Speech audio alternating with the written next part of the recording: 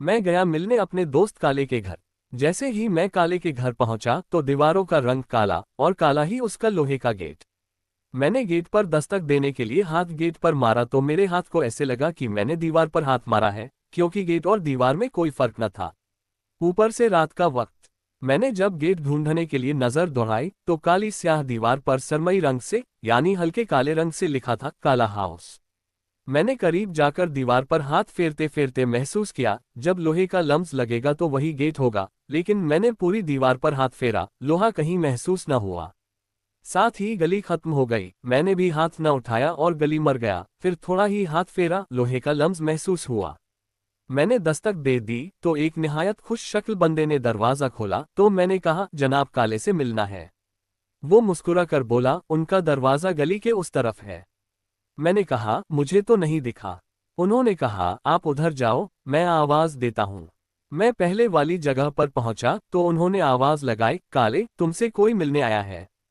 साथ ही कैरी डब्बे का जैसे दरवाजा सरकता है, दीवार सरकी। मैंने इस सरकती दीवार को देखा, इस पर भी पलस्तर हुआ था, यानी लोहे के फ्रेम को सीमेंट और टाइलों से भरा हुआ था। अंदर से काले से भी कहीं ज्यादा काला लड़का बाहर आया। मैंने कहा, जी वो काले से मिलना है। वो बोला, काला जरा वॉशरूम में है, आप काले के दोस्त ही? मैंने कहा, जी हाँ। थोड़ी देर बाद काला बाहर आया, मुझसे बगलगीर हुआ, मुझको अंदर ले गया। अंदर भी सब दीवारों पर काला रंग था, जिस वजह से बल्बों की रोशनी बहुत मध्यम लग रही थी। मैंने कहा, काला जी ये क्या है? सब कुछ काला काला है आपके घर में। तो काला जी बोले, ये काला हाउस जो हुआ, मेरा दिल चाहा खुदा करे कोई सफेद चीज ही दिखा दे। लेकिन जैसे मैं एक कमरे में बैठा, छत, दीवारों, यहाँ तक छत वाले पंखे का रंग भी काला। मैंने गौर से अपने हाथों को देखा, खैर वो ठीक थे, मैं भी कोई इतना गोरा चिट्टा नहीं हूँ, लेकिन काले से तो बहुत गोरा था। काला मेरे लिए यखनी लाया, सर्दियां थीं, वो भी काले चनों की।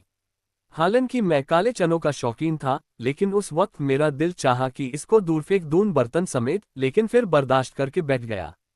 लेकिन दिल में ख्वाहिश जोर पकड़ चुकी थी कि कोई सफेद चीज नजर आ जाए। जिधर भी नजर दौड़ाता काला काला था सब कुछ। मुझको बल्ब भी जंगलों में काले रंग वाले कबीलों की मशालों जैसे लग रहे थे।